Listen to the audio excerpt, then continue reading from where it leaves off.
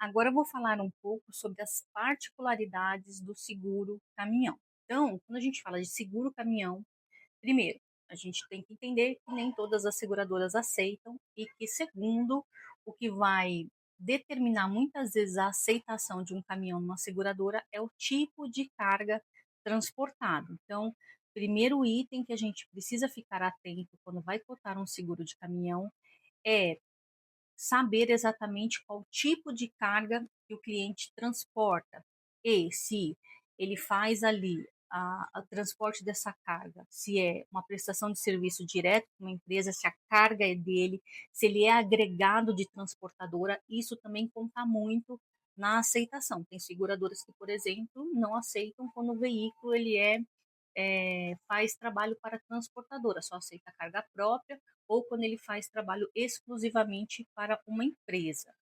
Quando a gente fala de carga, deixei aqui aquelas que normalmente tem muita restrição de aceitação, eletrônicos, cigarros, bebidas alcoólicas.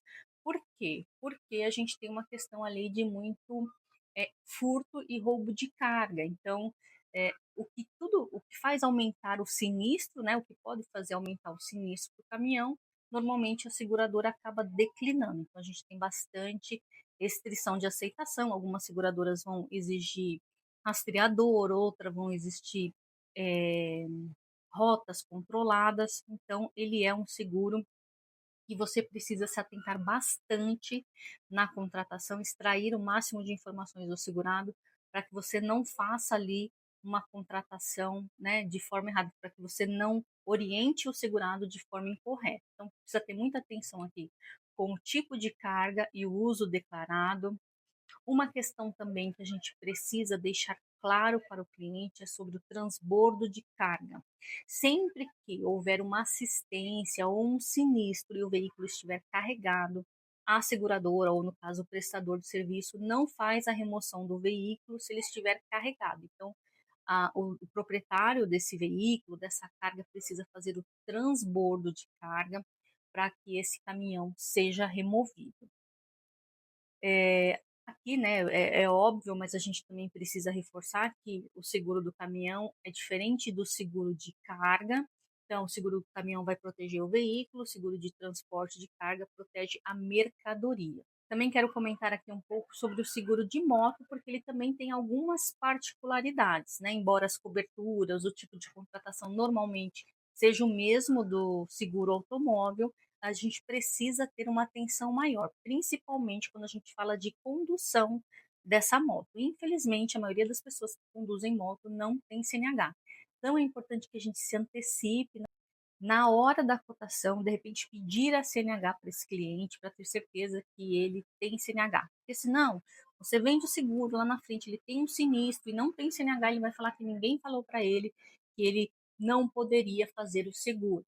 Sim, as pessoas agem dessa forma. Embora saiba, né, que pela lei de trânsito você não pode dirigir sem CNH, tem gente que contrata o seguro sem ter CNH. Então é importante que você se antecipe a essa situação.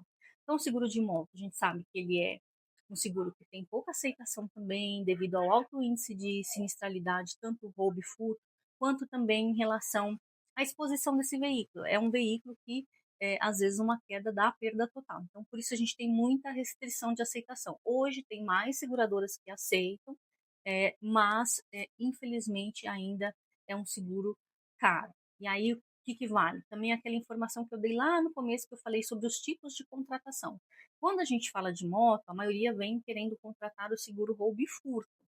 Porém, um seguro que é muito interessante ser oferecido para a moto é o seguro de indenização integral. Então, por esse motivo que eu já falei, o maior risco para a moto é a perda total, seja por roubo furto e seja por indenização integral.